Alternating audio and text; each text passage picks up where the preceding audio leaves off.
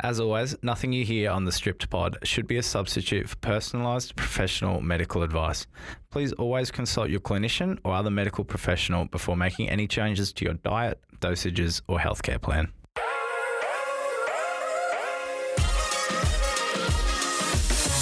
Hello and welcome to the Stripped Pod, your weekly diabetes fix where we strip back the stigma for real honest conversations about diabetes beyond the numbers. I'm Ash, a passionate diabetes advocate and founder of Strip Supply. And I'm Braden, co-host of the How to Work Your Pancreas. Coming up on today's pod, we hear from Diabetes Diarist Mark about how he treats diabetes like his employee, and we also chat about recent concerns around the Dexcom G7 sensors. But first, Braden, what's been the high and the low of your week? I don't really have a high and low this week, but I promised to bring more energy this week than I did last week because I was flat as a tack last week. Last week was a big week, so I'm bringing more energy. I've got me cup of joe right here because it's 8 a.m. We're firing on all cylinders, so I'm back from the dead, you might say. But look, I don't really have a high and a low. I think what I want to do this week instead, I actually want to give a shout out.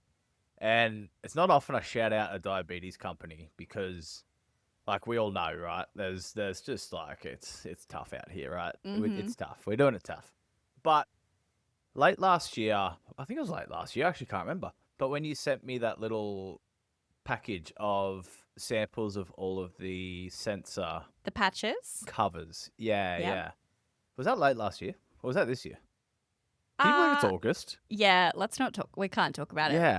I'm not emotionally prepared to talk about the fact it's August. I actually can't remember either. It might have been early this year, maybe. Early this year, late last year, whenever it was, it doesn't matter. And I've been trialing them all, right? And look, they're all good, right?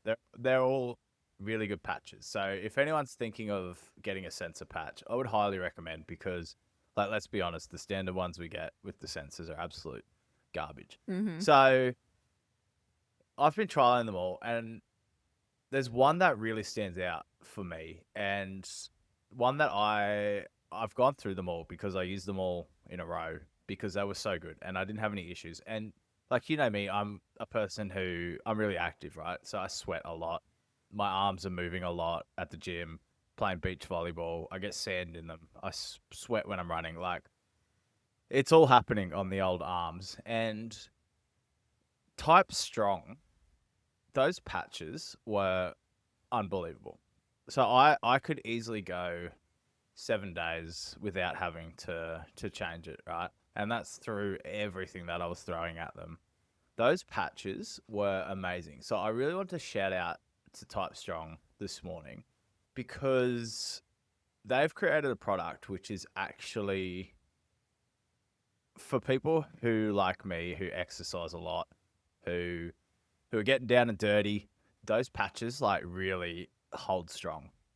True to the name, I suppose. But so that's what I wanted to do this morning. I wanted to give a shout out to Type Strong and their patches because they are unbelievable. And I'm going to jump on and order some because I need some of those back in my life. And look, like all the other ones that I have, they're good as well. But what I'm finding is I have to change them a couple of times. They'll start peeling up, and once they start sort of peeling up, you get water and all sorts of stuff in underneath them. So I sort of change them I probably change them like 2 or 3 times per sensor, right? Which is a fair bit.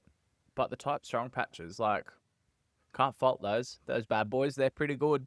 So It is so funny that you're talking about this like today specifically because this week I actually reached out to Type Strong and I was like, hey, let's start selling your patches. We had a DM on Instagram where someone was like, hey, Ash, what was that patch brand that Braden really likes from the pod? And I was like, yeah, I'm pretty sure you're thinking of Type Strong. Yeah. So yes, we are planning on getting Type Strong to the Strip store. What I particularly like is that they do infusion set patches as well, which isn't quite as common. No. But particularly with the Medtronic extended wear range, I feel like you need patches for those. Yeah, 100%. I if they have them for the Medtronic extended, I'm probably going to grab those too because if I get a full 7 days out of one of those without it without it starting to peel up with the amount of exercise and stuff that I do. It's a miracle. So I'll probably grab those too. But there you go. What good timing. If, once these come onto the Stripped website, everyone grab them because they're so good. So that's me, really. That's all I wanted to say. I just want to give a big shout out to the people doing God's work out there, creating products that actually work, because it's a tough old market. Yeah, well, don't get some. I'll get some sent to you. But I am interested because I sent you quite a few different color variations of of the different patch brands. Which color did you like the best? Because something about Type Strong that's quite different is they actually do clear patches, which I didn't send you. But we're thinking of bringing to the Strip store because we won't have any clear patches yet. But what patch color did you prefer? I like the tan because it sort of blends in with the arm. I don't mind the black. Like black, I don't know. There's something about wearing a black patch on your arm that feels kind of strong. Like you feel kind of deadly. Do you feel a bit badass? Like you do a little bit. Yeah. So I don't mind the black. It's kind of like it stands out, but it's kind of like not, silly for a bloke. It's just I have diabetes. What of it? Exactly. Yeah. Like I'll be at the gym, sort of just. I don't know, just strutting around a little bit. Me chin's up a little bit higher with me black patch. But yeah, I like the tan because it does blend in a little bit. A lot of people actually didn't notice it. So like, I'll play beach, right? And the people I play beach with, as soon as I started wearing the black one, he was like, "Oh, what's on your arm?" And I was like, "It's been there the whole time. It's just a different color." So I do like the tan ones for that, but I don't mind the black either. Like I'm not someone who's gonna wear flowers on my arm, right? So the tan or the black for me. Clear, how would clear work? Because it'd have to be a completely different material, wouldn't it? I'm not sure. I think it is more of, I'm not even going to quote what material it's made out of, but it isn't that woven material that the patches you have are. The woven's really good. I think you did send me some that were like a plastic and see-through possibly. I'd have to check. That must be the other diabetes subscription company that you use. Because there's so many. That wasn't me, yeah. Chemist. Wait, actually, shout out to the chemist. Not really. Not literally. Dude. I went there on the weekend because I had to get insulin. Yep. I had to get insulin on the weekend, right? So I had no choice. Yeah. And we were in there on Sunday afternoon and stood there, no joke, for about half an hour waiting for the script to get filled. Oh. Like, this is not even exaggerating. We were there for half an hour. By the end of it, it was sort of like, get me the frig out of here before someone's bloody Panadol goes flying across the counter. Because I was about to lose my shit. But we were there literally for half an hour. So shout out to the chemist because stuff ya. It's just the last place you want to be spending that amount of time on a Sunday, honestly. On a Sunday. Yeah. It was like 2:30 on a Sunday afternoon. It's like, frig, just get me out of here. Got things to do. Just give me sunny, and it was nice. Give me my life juice and let me get out of here. Exactly. Yep. So shout out to the chemist, but no, shout out to Type Strong because I love those patches and I can't wait to get my little hands on more. Well, that kind of leads really well into probably what's my high of the week because we've been chatting to a bunch of different new companies to bring onto the Strip store. And if ever you want a product that isn't available on the Strip store, just DM me on Instagram and we'll look into getting it added because we do want to have everything that you need in one place. Only thing we can't do is insulin right now, but I should be able. I should. We've talked about this before. I should put batteries on the Strip store. Should. But a high of my week, something that was just really fun was last week we talked about, T1D Barbie and how she's got heartsy gem patches. On her. Yep. I found where you can buy those. True. Really? Yeah. So Rockadex do heart-shaped patches. And I was like, these have got to come to the Strip store. But we are working with the Rockadex team at the moment on a very exciting freebie that's coming up for our Strip members. And I'm not going to be talking about this anywhere else. So if you're listening to the pod, you have you're the first to hear about this. So keep an eye out on our Instagram stories. We're going to collaborate on a very special freebie for Strip Supply members who use a CGM. And I'm going to need your input on what it is. Mine? Not yours in Mine? particular. Oh, Not right. yours because Okay, you're not okay. going to get it because you're not a Strip member. But if you are a Strip Yep. member, make sure you're following us on Instagram because you're going to want a say in what this freebie is. Wow. Huge. Huge. You have to tell me off air. I will. I need to know. Yep. But we are going to bring just a few different items to the Strip store, items that we don't currently have. So with Type Strong, we're looking at some of the clear infusion set patches. With Rockedex, they have a tape product, which is just unparalleled to any of the other tapes on the market if you prefer using a tape to cover your CGM and sites. But yeah, lots of exciting things. That's probably my high of the week. That lent in really well. Like I said, we're in sync today. Yeah. Go us. How Go good. us. So good. You're wearing pink glasses. I'm wearing a blue shirt though. So we're kind of there. Oh, yin and yang. Speaking of Barbie, I saw during the week you posted a poll Yep. whether I to did. take Barbie out of the box or I to did. keep Barbie in the box. I'd Yeah. love to know the results. I wanted to vote just so I could see what people were voting for, Yeah. but I didn't want to flavor the numbers in a certain direction when I don't really know. Mm-hmm. It's What was the result? I don't have the percentage in front of me, but it was like overwhelmingly keep her in the box. So I think the people have I spoken. thought that might be the case. Yeah. People have spoken. Yeah. We're going to keep her in the box, keep her as a collector's item, and also down the line, we might do a giveaway with her or something, or I'll be really selfish and keep her to myself because I do love Barbie. But she sits on my desk at the moment and she watches Yeah. me as I work. She I was going to say you have inspires to me. set her up in your office somewhere. Yep. Yeah. I Yeah. have. Keep her in the background. Cal. I have, but I'm the same as you. I don't really have any lows this week. How good. The only low is that it has been unbelievably wet down here in Sydney, and I've had to I'm growing some seedlings at the moment, some winter vegetables, and I've had to put them in like a plastic box because there's just like too much rain. They're getting watered too much. Yeah, they're not happy. Yeah. I did see that on the weekend. It was absolutely hosing down in Sydney. Mm-hmm. Yep. And we went out for karaoke on Saturday night, and it was very wet getting in and out of karaoke. Yeah. We also went to a comedy club, which was so fun. I've never done it before, but I've always wanted to, where you go to like a comedy club, you sit down and you see from like 6 or 7 different comedy acts. Yeah. And it was actually more hit than it was miss. Like I thought Cool. it was going to Nice. be 50% good, 50% really bad, but it was actually all really good. I laughed a lot. Yeah, nice. Yeah. Comedy's something I want to branch out to a little bit and go see a bit more of because it is quite good. Because that comedy club in Paddington's supposed to be really good. Yeah. I've been there once and that was probably like 10 years ago, I reckon. So it's been a while. Well, it's still there, so you can just show my age now. go on back, yeah. Oh, frig. Speaking of Saturday nights and weekends, actually, we saw this Instagram recipe for, it's like Greek nachos almost. And what you do is instead of using like taco chips, we're getting completely off topic here, but this is relevant Yep. in one way or another. I'll circle back. Braden somehow, will but- get to a point, I'm sure. Yeah.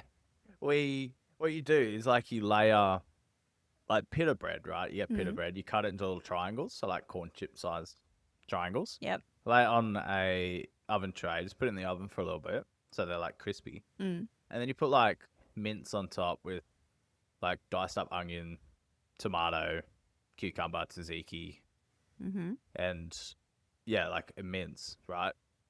And it was so good. It was so good. And this was my Saturday night, right? We sat down to watch the Lions absolutely pump Collingwood because everyone hates Collingwood. Shout out to anyone who's a Collingwood fan. And we were eating these Greek nachos, and we finished the whole tray, like the oven tray of them. And then we're sitting there. I was like, I just ate a whole packet of lamb mince. Like a whole packet of lamb mince was on these things, and I ate the whole lot. And it was so good. So if anyone's looking for any recipe inspiration, give Greek nachos a go because Yeah. it was just fun. It was good footy food. Sitting on the couch on a Saturday night watching footy, just like messy, eating these Greek pita bread chip covered in lamb mince. Definitely go lamb mince. But yeah, my levels weren't happy after that. Let's say that. But anyway, that's fine. Lamb mince I pita, think, nachos, unbelievable. and any food on a Saturday night that you don't need a plate to eat is Saturday night food in my books. Yeah, and it was messy. Like it was. Mm. There's mints flying everywhere. There's probably mints on the roof. There's tzatziki on the floor. It's all happening. But yeah, so good. If anyone wants any recipe, inspo. But That's I another suppose branch of this podcast. How good. like it probably had higher fat in it than what you're used to. So do you reckon that's what maybe made your levels mad afterwards? Probably that, and just underbolishing for the pita breads because like I just couldn't be bothered. I mean, fair. On a Saturday night. Fair. Yeah. And speaking of levels, I have some news for you, Brayden. Uh-oh. Don't worry, it doesn't really have anything to do with you. And this might, that's good. I think this is actually going to be news to you because you don't use Dexcom. But No. I've got a little news story about the Dexcom G7 failures. Yeah, what's happening? So I have been noticing this a lot recently in the past couple of months. Obviously, we were all really excited for Dexcom G7 to come out. I was also excited because the smaller sensors are easier to pack into boxes, but we've had a lot of members moving back to the Dexcom G6 because the G7 Crazy. they found just haven't been accurate. Wow. That's crazy. Yep.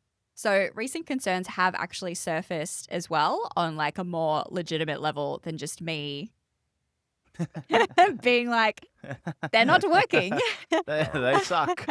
So these concerns have surfaced about the accuracy and reliability of Dexcom's G7 sensor, with many users reporting it's less accurate than the G6. So Wow. I feel validated that it's not just our members who are having issues. It does seem to be like a worldwide problem. Yeah, right. And Justin from Diabetic in the US interviewed Dexcom directly to understand the root causes and hear the company's response to all of these complaints. And Justin discussed the mounting consumer complaints with Dexcom representatives on his platform. The conversation confirmed that Dexcom did receive significant feedback about degraded accuracy and failures that sometimes occurred within just hours of insertion. Wow. So what are they doing? What's happening? Well, why don't we listen to this segment from Diabetic and you can hear for yourself. Good idea. Nice one. So earlier this year in March, Dexcom received an FDA warning letter due to a change in a mechanism you were using from a third party to your own. And the FDA said that this resulted in less accurate sensors. Can you explain kind of what happened here and how the accuracy was affected? Yeah, so I think what is important to note is that there's no actual claim that the performance of the sensor isn't as accurate as the old one. What the real issue was is that when we qualified that new material, the FDA wanted to see us do some different things to be able to qualify it. We used that material for quite some time on our G6 product, and we used it for a very short amount of time on G7. And basically, the FDA, through a normal inspection process, right? They come in and inspect us all the time, multiple facilities, factories, everything. And so during one of the inspections, they started reviewing this, and they said, look, we would have preferred you do this differently in terms of the way you qualified it, and also we would have preferred you tell us about the change ahead of time as like a submission, right? I talked about that idea of what gets submitted versus what's part of this quality system, and of course reviewable. And so they basically came back and said, we'd prefer you do it differently. And so while we still very much felt that what we did was appropriate, we took their feedback and said, okay, we won't manufacture sensors with that material until we do redo the validation in the way you want to see it. But ultimately in the product of the field, it was not less accurate by any means. It just was we did show them all the things that they would want to see to be able to verify it. So that was basically it. So we agreed and said, okay, next time because we do actually want to ultimately include that material too in our sensors.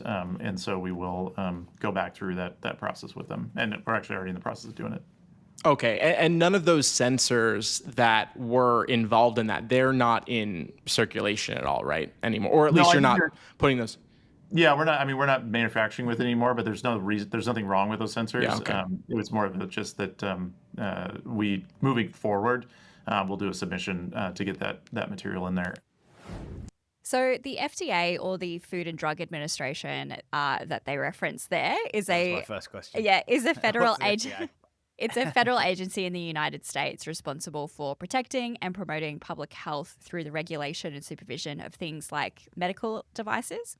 Our version of the FDA in Australia is the TGA, which is the Therapeutic Goods Administration.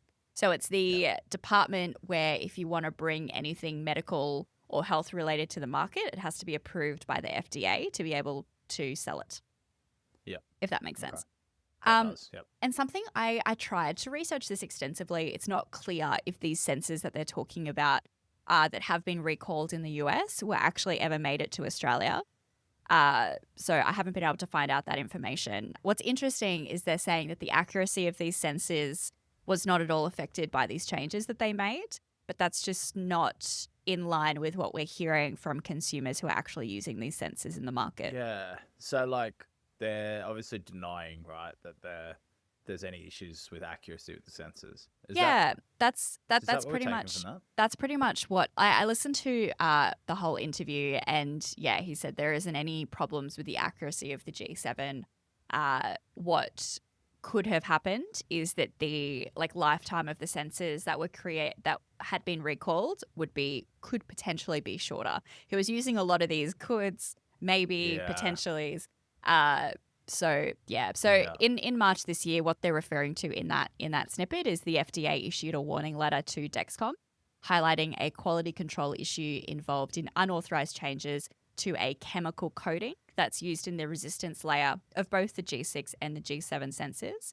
And sensors produced with this in-house formula showed reduced accuracy relative to the original supplier version. Yeah, it's fascinating, isn't it? Mm. Because it's like big Dexcom's like, no, there's no issue with the sensor, and then all the consumers are like, well, hello, this is shit. Like, Yeah. what's happening? Yeah, on every diabetes forum that I've seen, people are reporting premature failures and accuracy issues with the G7. Some are saying failures occur within hours or cause false crisis alarms, so like false low alarms, before ending the sensor life completely. And the core concerns centre on downgraded accuracy in the G7 sensors is tied to a design change that's since been reversed. So we kind of hope that this issue is going to be rectified soon. And hopefully that will trickle down to, the stock that we're receiving here in Australia. Yeah, and that's like the last thing anyone needs as a diabetic is it's like inaccurate sensors. 100%. You're paying all this money to have this tech and have access to this tech. You're spending all the time setting it up, learning how to use it, learning how to use a new device, and then it doesn't work.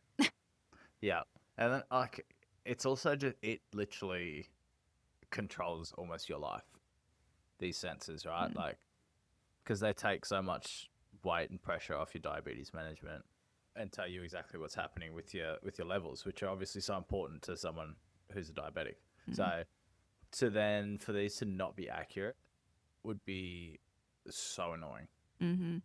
It's the whole purpose. It's literally the whole purpose of the sensor. Well, it literally has one job, right? Literally one job. Just Yep. provide accurate data. So Uh, wow. I feel but- for you, G7 users. I feel for you. But there is a silver lining. So Dexcom is looking to improve the accuracy with the new 15-day G7 sensor that they're currently working on. But of course, this isn't really expected to hit Australia anytime soon. So 15 days watch is how that wild. goes. Yeah, it's long. That is wild.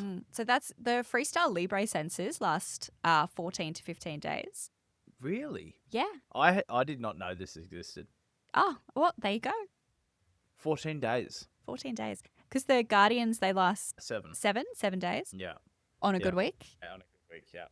I wonder, like, after 14 days of just sweating, showering, beach volleyballing, gymming, I'd love to know what it looks like after 14 days. Look, it might be a bit grubby.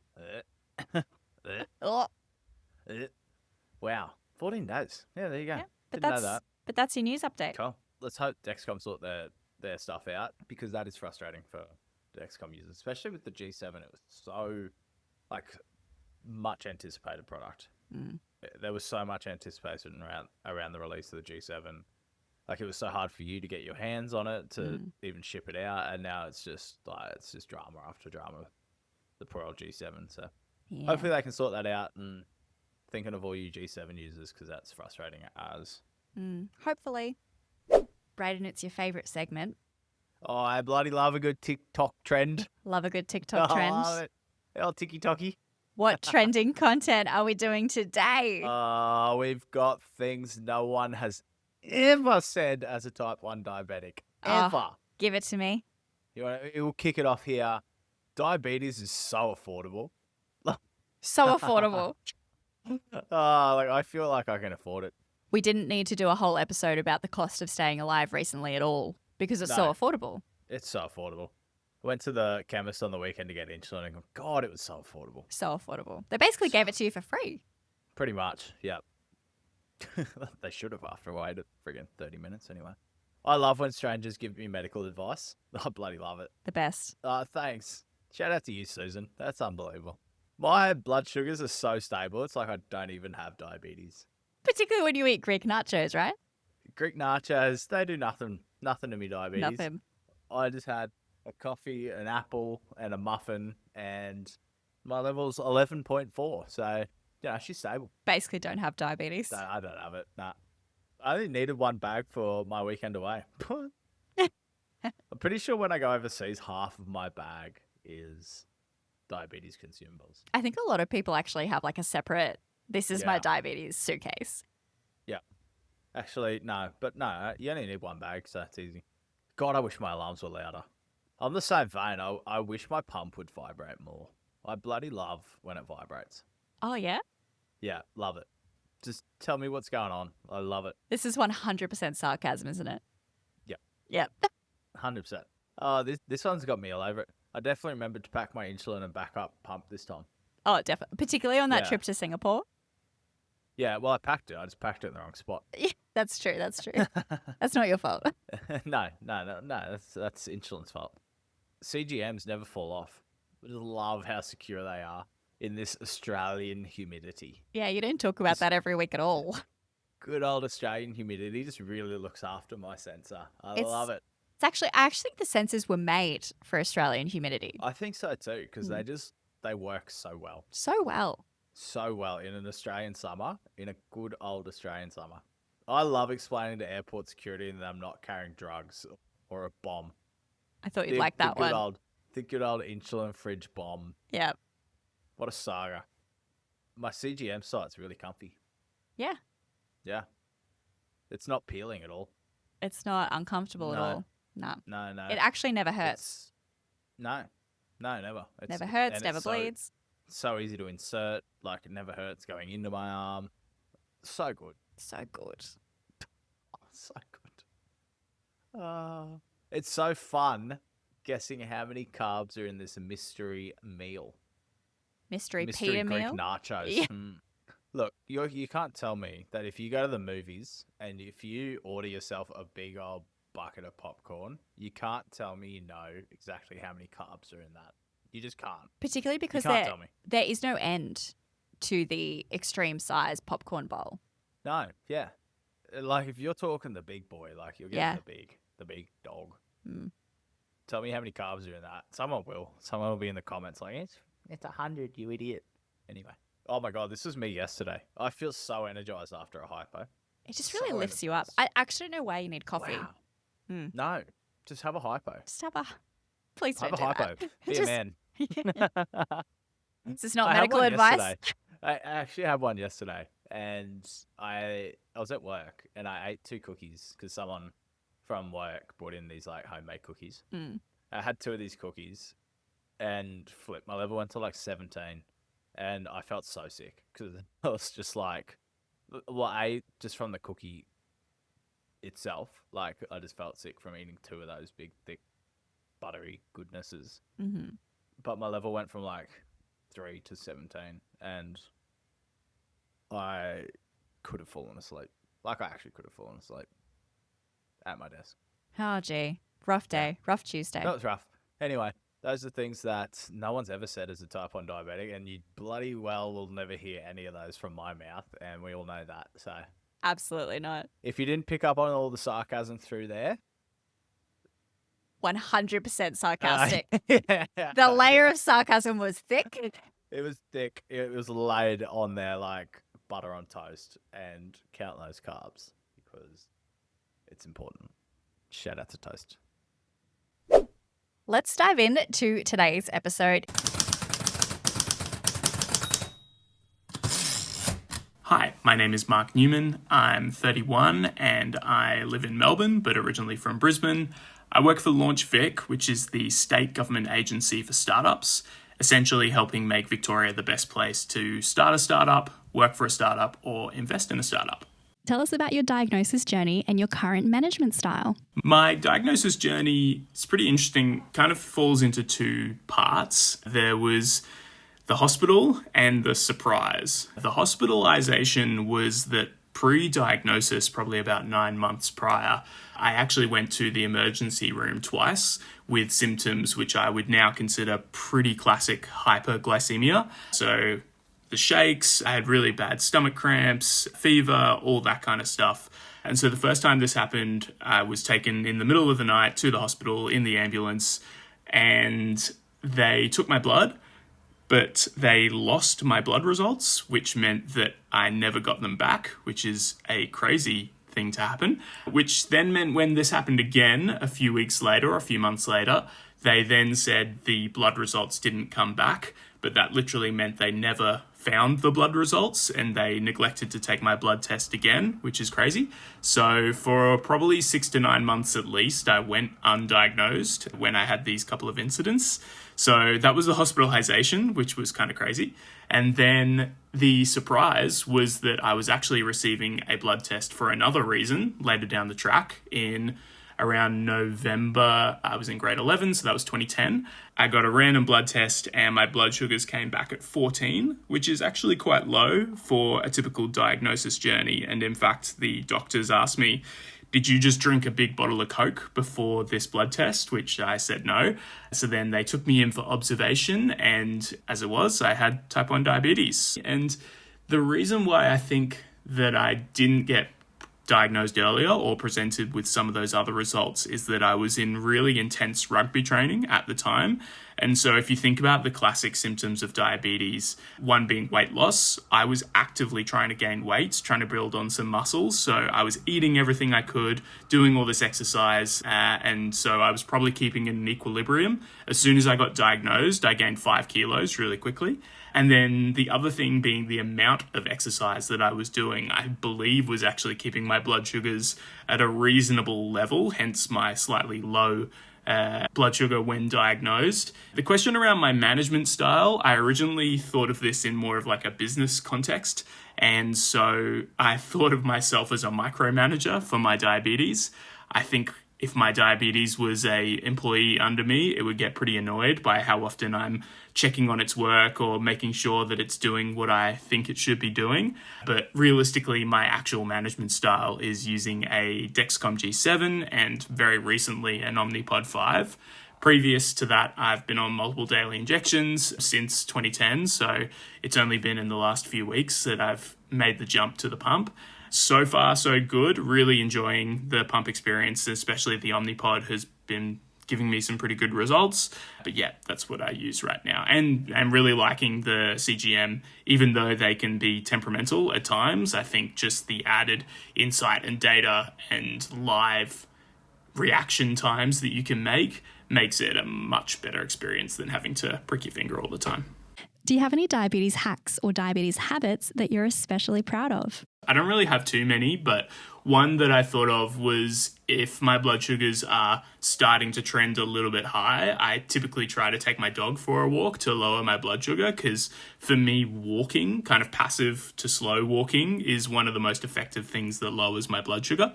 What's been your biggest diabetes whoopsie moment?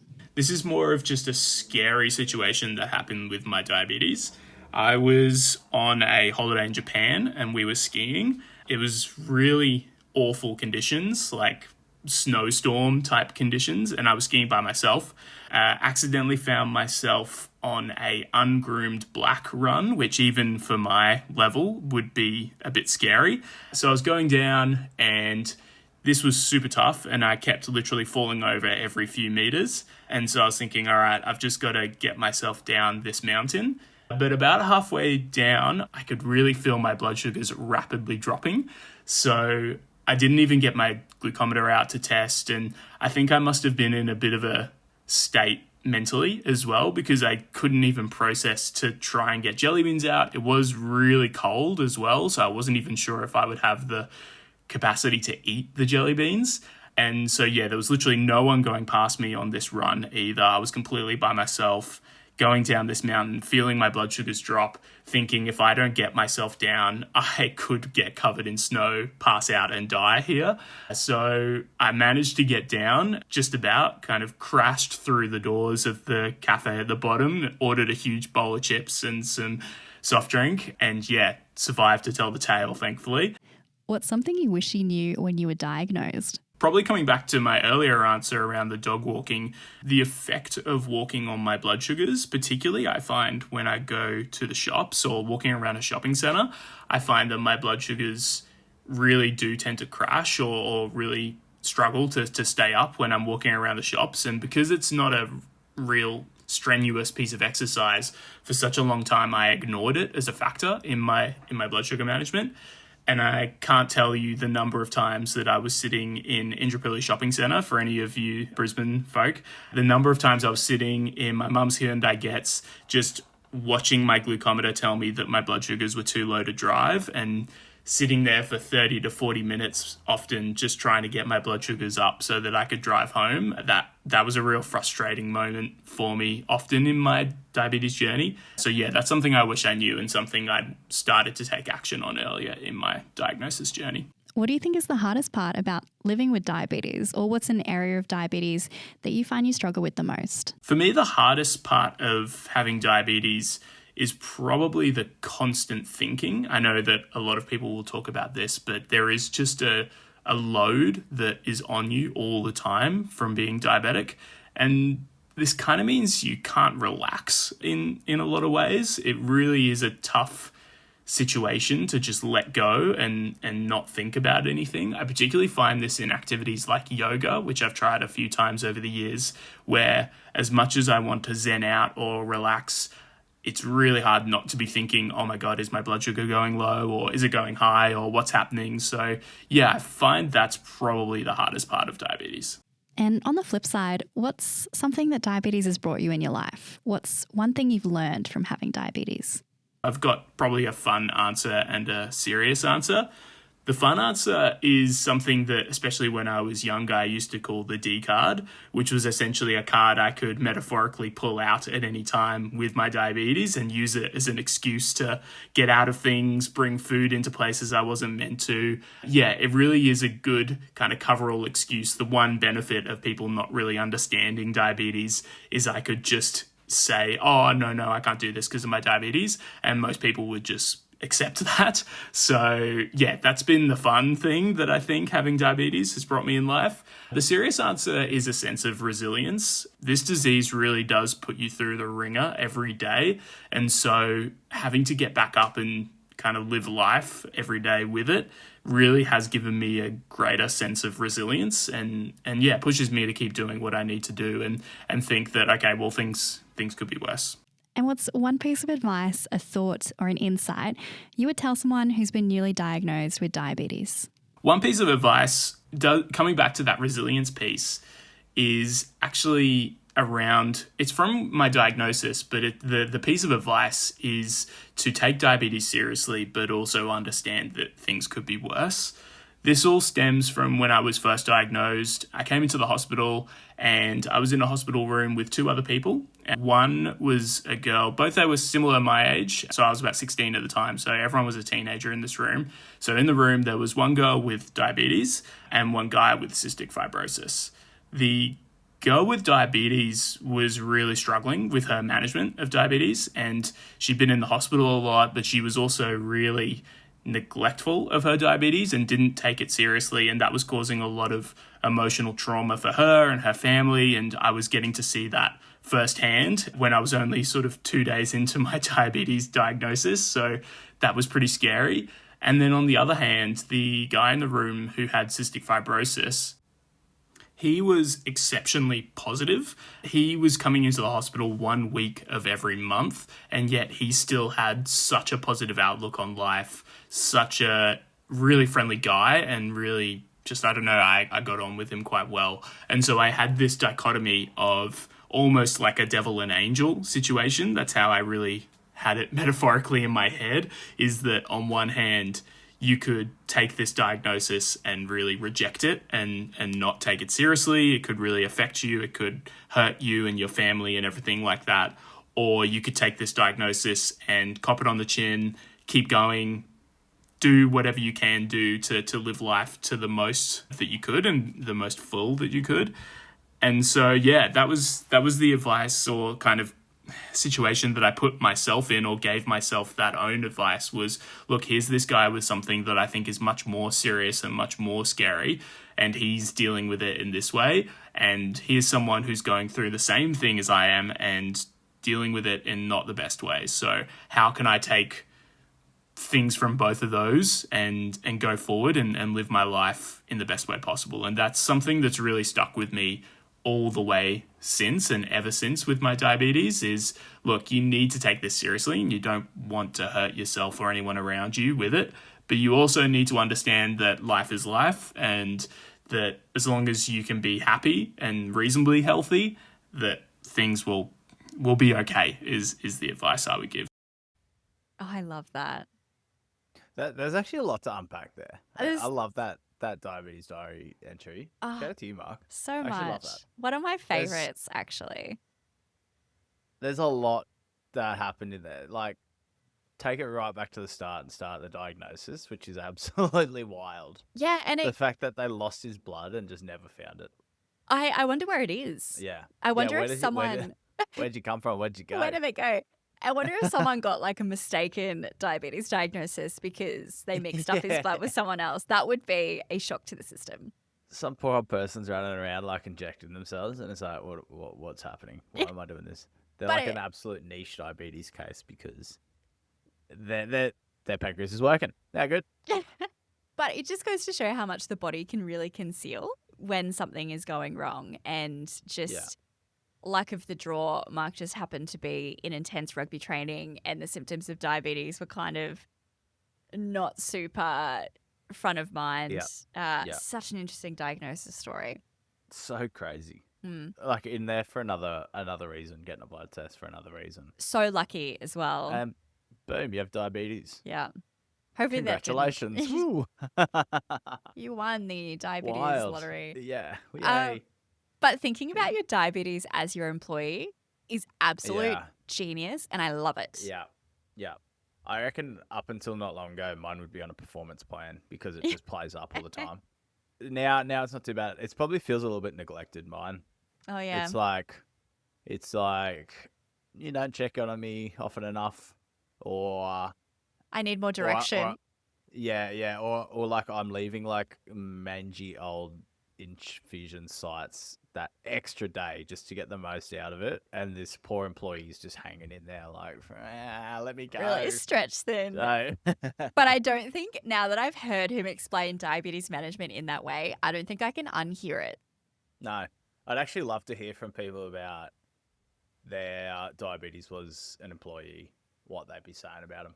Yes. I can reach out, let us know, because that'd be hilarious. Yeah, I want to know how many There's people's something in that. diabetes, would be on performance plans. We're going to put a poll up. Performance plans, neglected, or completely micromanaged, Mm-hmm. like to within an inch of its life.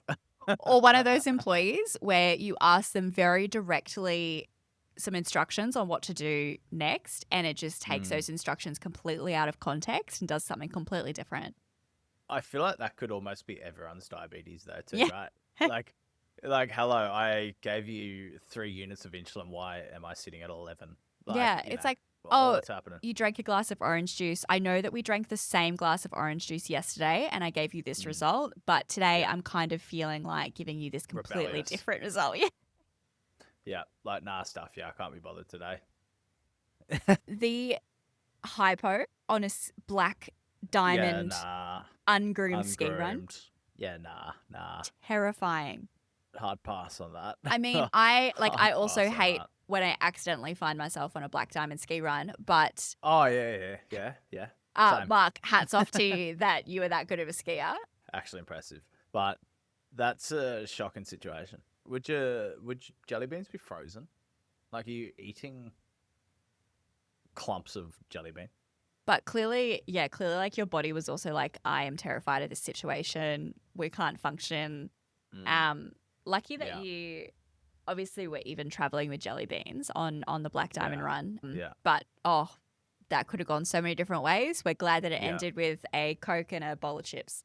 Yeah, crashing through the front door of the cafe at the bottom of the hill. Yeah. I think as a diabetic, most people have probably been in a similar situation where you can feel your level going low and you just think, shit, I have to just get through this. Like, it might be, I don't know, it could be like out on a run and you're like, I'm a K away. I can feel it coming. I just have to push through this. I'm sure people have similar stories, actually. I'd love to hear. I'd love people to reach out if they have similar stories to that, where you're in a situation where you've just got to get out. But the thing is too, Ash, it takes so much concentration and like so much mental power because your brain just doesn't work the same. And so when you're in that situation, you really have to like focus and think really hard on just literally just functioning, right? So you're like, I just have to get out of this situation because it's not normal. It's really not normal. And it's such a absurd feeling to even try and explain. It's so hard. The brain just shuts down. If you had to try and explain it to someone who wasn't living with diabetes, would it be almost like you're in like sludge and you're trying to push through sludge to get somewhere or something? Yeah, it would be like mental sludge, I would say. Like mentally, like the simplest task becomes so hard. Like it might be for me, like right now, it's like, okay, go and put a hat on off the hat rack back there.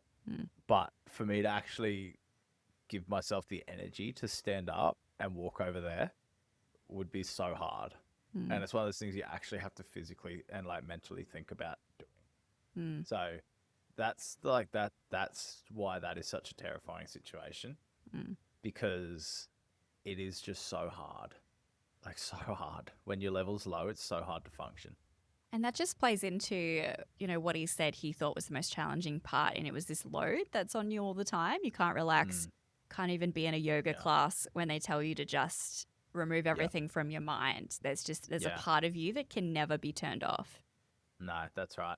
We went for a float probably a couple of weeks ago now. And same feeling, right? Like I'm disconnected from my insulin pumps in the corner. But a lot of the time I'm still laying there like, am I going high? Am I going low? Depends on where you start at the start of your float or your yoga class. Like if your level's high, you've got insulin on board, shit, am I going to go low?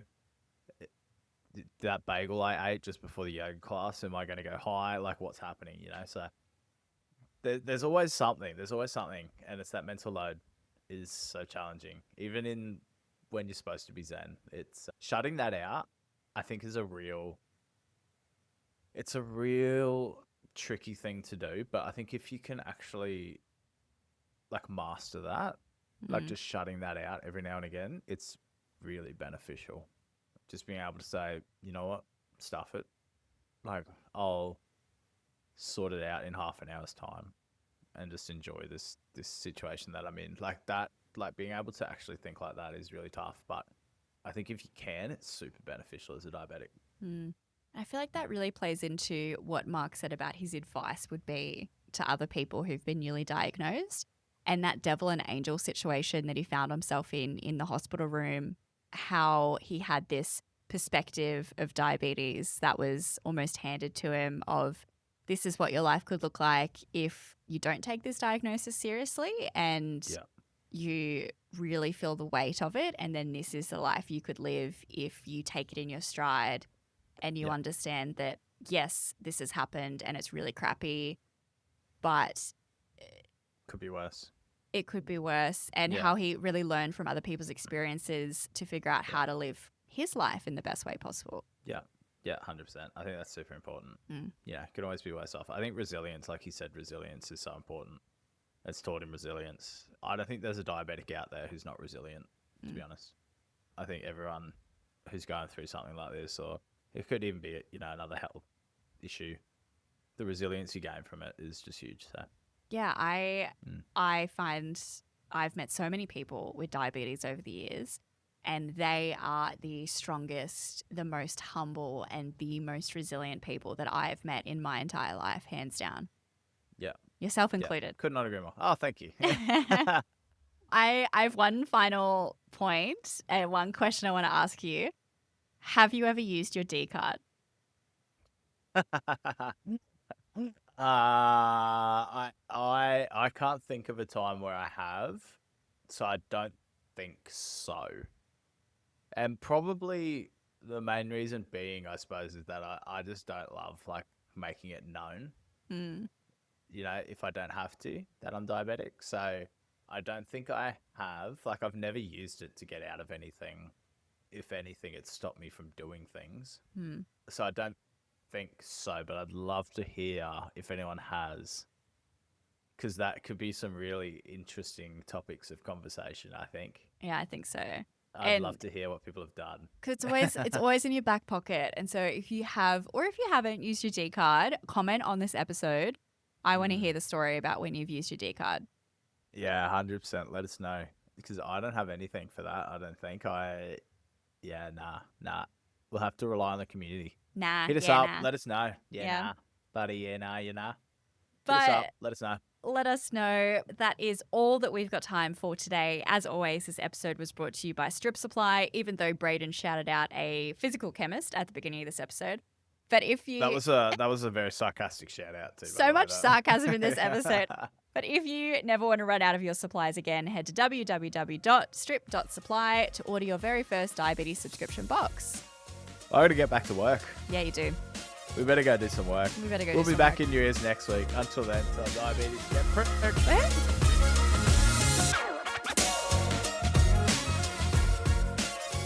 Strip Supply acknowledges the traditional owners of the land we have recorded this podcast on.